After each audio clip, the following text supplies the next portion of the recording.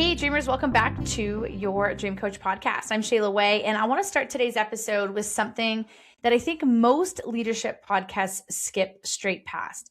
And I want to talk about the conversation that you have been avoiding. And you know the one, it's been living in the back of your mind, maybe for weeks, maybe for months.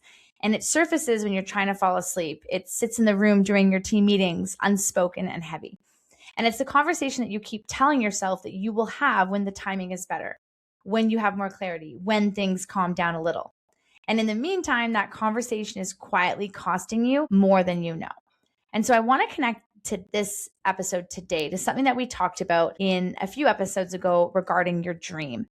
Because here is what I've learned coaching business owners and teams, over 2 decades, is the hard conversation that you're not having is almost always standing directly between you and the next version of what you are trying to build. It is not just a communication issue.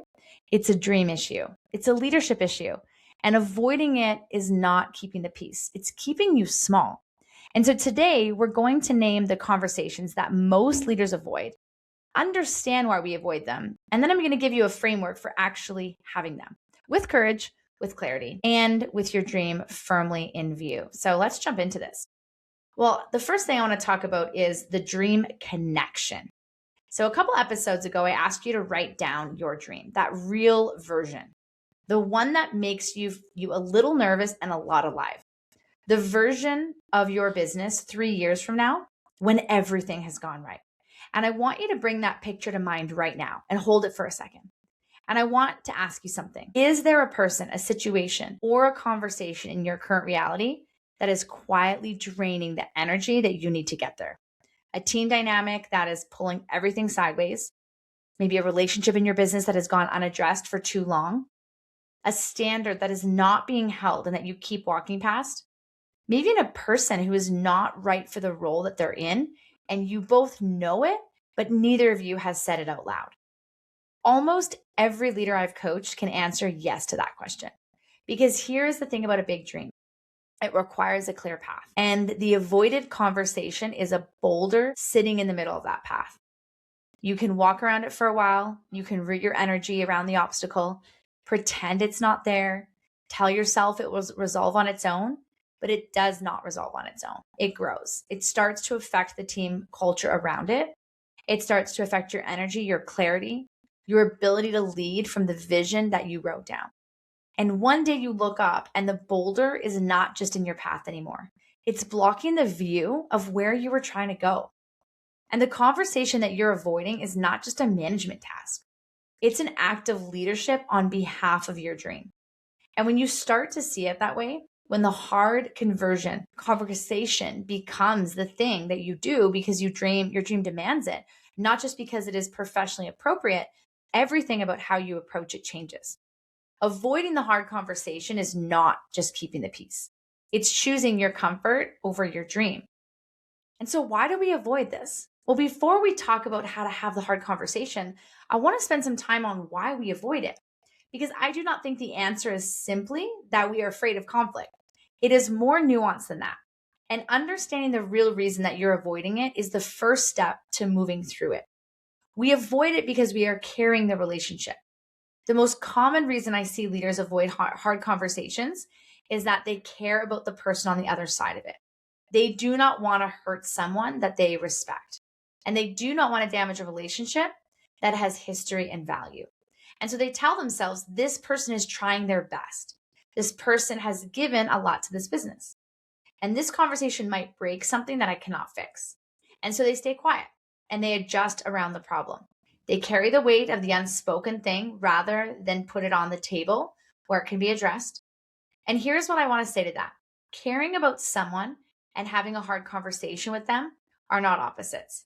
In fact, the most generous thing you can do for a person you respect is to tell them the truth, not the comfortable version, the real version. Because a leader who withholds honest feedback in the name of protecting a relationship is not being kind. They are being a coward dressed up as kind.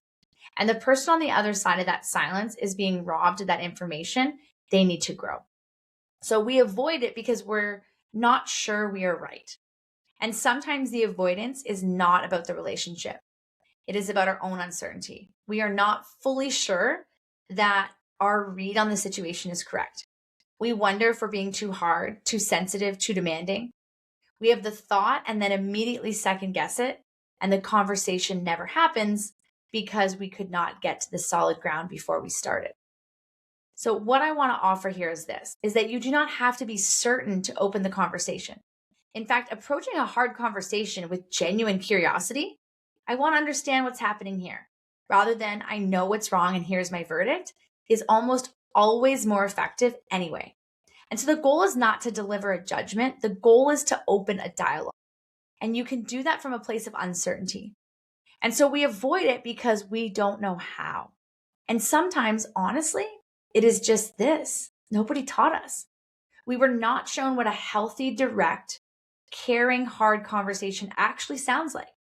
We have watched leaders handle these moments badly, too harshly, too vaguely, or not at all. And we do not have a model for doing it well. So we avoid it not because we're bad leaders, but because we've never been given the tools. So the 4 conversations leaders most often avoid, in my experience coaching business owners and leading teams, there are 4 categories of hard conversations that come up most often. Most avoided conversations fall into one of these 4 buckets. And I want to name them and give you the specific dynamic inside each one, because clarity about what you are dealing with changes how you approach it. So conversation number 1 is the performance conversation that you've been softening.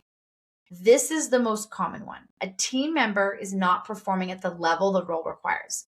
You've noticed it. They've probably noticed it. You've had small conversations around the edges of it, gentle hints and softer feedback, the kind of coaching that stops short of naming the real thing. And the performance has not changed, because how could it? You've not actually told them what needs to change. The performance conversation that gets avoided is almost always an act of wishful thinking, is we keep waiting for the person to figure it out. We keep hoping the situation will self-correct, and we keep telling ourselves that last week was a fluke and this week will be better. And all of that softening, all of that hoping and hinting and waiting is not kindness. It is a slow accumulation of resentment dressed up as patience. And this almost always ends in an exit that could have been avoided if the conversation had happened 6 months earlier. And so here's what a performance conversation in service of your dream looks like. I care about you and I care about this team. And I want to be honest with you about what I'm seeing and what needs to change. Not because I'm ready to give up on you, but because I'm not. And here is specifically what I need to see. Here's the timeline. Here's I will support you. And here is what happens if we can't get there together. So just taking that time, that's just an example, but being really clear and specific and caring, and with the dream of the business and the growth of the person, both held at the same time. Now, the second conversation is the expectations conversation that was never had. And this one is sneaky because it does not always feel like an avoided conversation. It feels like a misunderstanding. A team member is not doing what you expected. A client relationship has drifted from what you thought was agreed. A partnership is not working the way you pictured. And when you look beneath it, you often find the expectation was never actually stated. You assumed, they assumed, and somewhere in the gap between 2 sets of assumptions, something went wrong. Leaders avoid this conversation because it requires them to own some of the problem, to say, I did not make this clear enough. I assumed you knew what I needed and did not check. That is a vulnerable thing to admit, but it is also one of the most powerful things a leader can say, because it models the kind of honest accountability that builds genuinely trusting teams. And the expectations conversation starts with, I want to get aligned on what we're both expecting here. I think I may not have been clear enough and I want to fix that. And so here's what I need from this role and from you specifically. Can we talk about whether that matches what you understand your job to be? So just very simple and being direct. Now, the third type of conversation is the vision conversation with the person who is not aligned. So last episode, we talked about the dream as a leadership tool and how key that is, and about how really a clear, vivid vision creates the energy and direction that your team follows. But here's the hard truth inside that, is not everyone on your current team is going where your dream is going.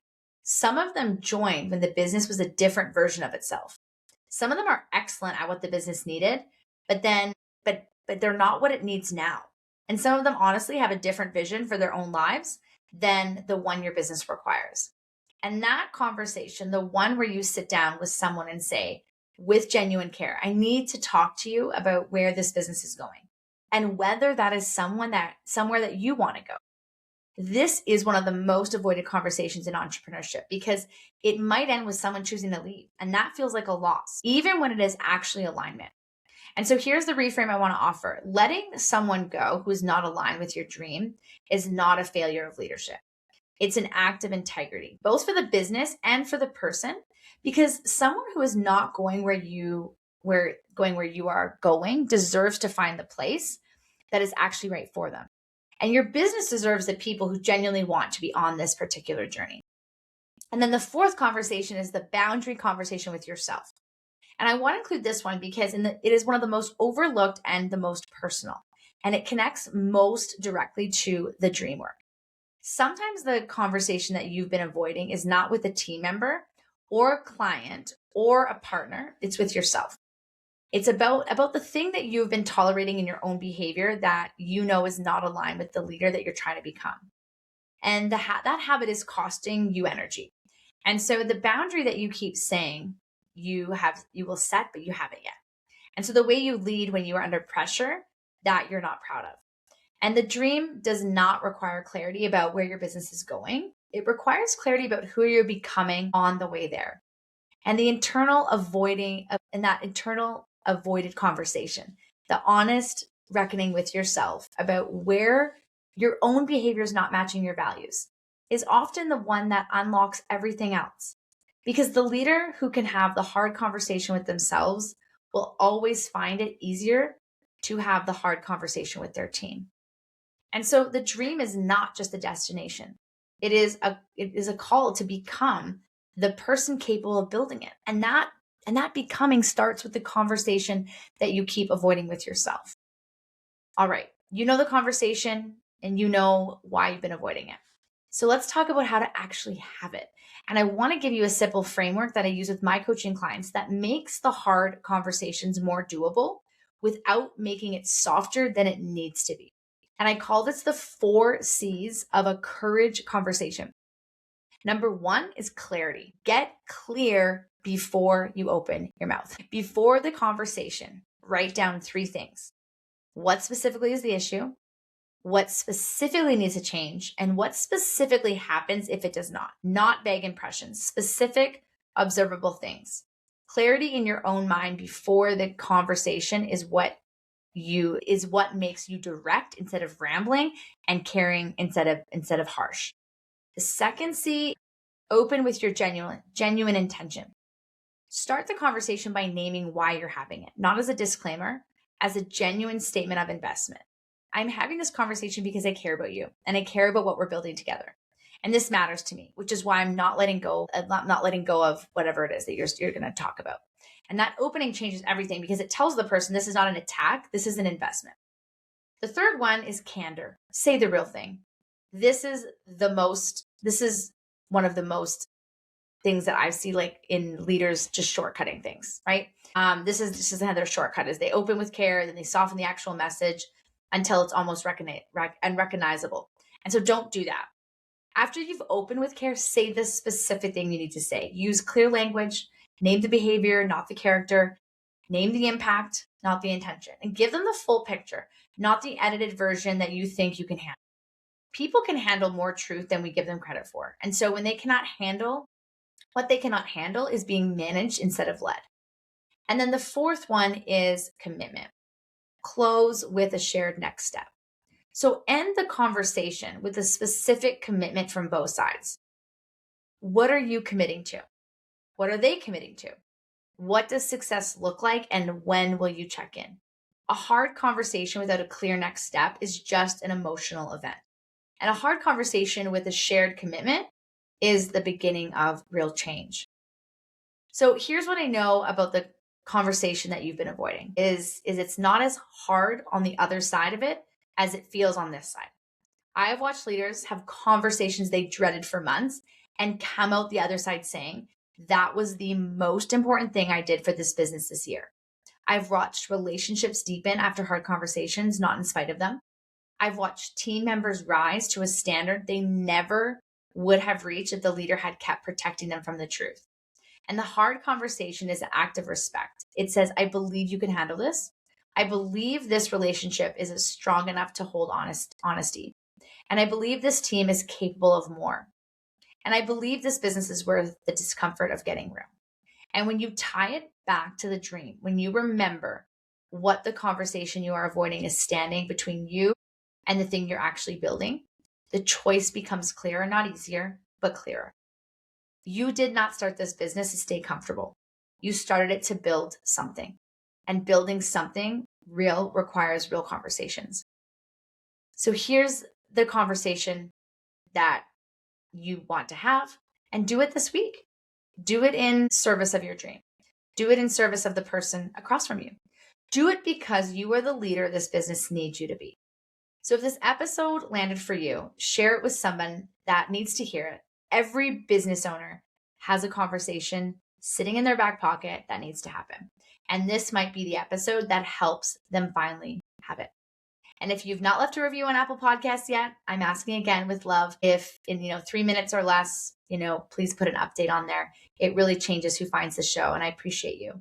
Next episode, we're going to go into one of the most powerful and most underused tools in small business leadership, building a team culture that actually holds when you are not in the room. And I will see you then. Until then, dream bigger and lead better. I'll see you next time.